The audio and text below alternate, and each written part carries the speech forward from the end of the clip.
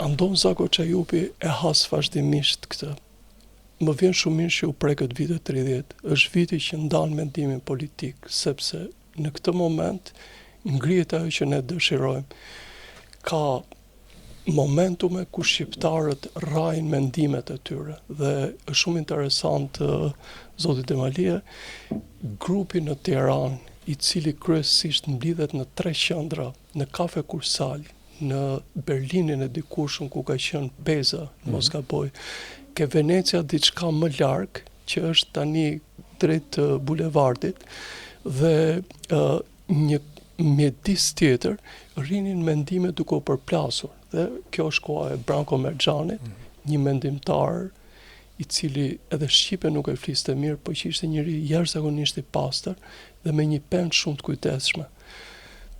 Në Shkodër këta i përballnin pjesa e cila kishte lidhje edhe me klerin dhe me tjerët. Dhe vim pastaj me të drejtën atë që ju thoni me komunizëm. Ajo që ndaj me ju është që një pjesë e shqiptarëve që mbijetuan nga lufta e dytë botërore, dhe këtu duhet të fus profesor Çaben, ju e dini që profesor Çaben, Petro Markon, po Petro në disa momente i duhet të përplaset në situata shumë të rënda, ku gati del nga vetja e tij. Ndoshta po të më lejonin ndonjëherë t'ju flas për vitet 30 do ishte gjë e mirë. Patjetër. Dhe profesor Çabej ka pasur përplasje deri me Enver Hoxhën. Madje është një foto ikonike ku Reja bën me dorën Enver Hoxhës. Mos, kjo jo, sepse ai Enveri kërkon të ndërhyjë në pjesën e gjusisë historike. Po këta janë pak. Është një pjesë inxhinierësh të cilët punojnë dhe nëpërmjet punës harrojnë atë që edhe duhet përshtaten për regjimin.